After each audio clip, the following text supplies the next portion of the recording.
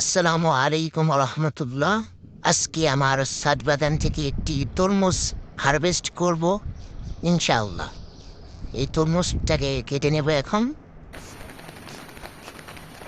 ডালটি শুকিয়ে গেছে, এখন এটি কাটবো। দেখি কতটুকু লাল হয়েছে। আলহামদুলিল্লাহ, মাশাআল্লাহ, অনেকটা লাল হয়েছে। আরও বেশ কিছুদিন রাখলে হয়তো লাল আরও হতো। বাসার সদস্য সংখ্যা অনেক বেশি, তাই ছোটো ছোটো করে পিস করব যাতে সবাইকে দিয়ে খেতে পারি। অবশ্য সবাইকে দেওয়ার পর আমি একটাই খেতে পারছিলাম। যাই হোক, নিজে জিনিস একটু কমই খেতে হয় আর কি।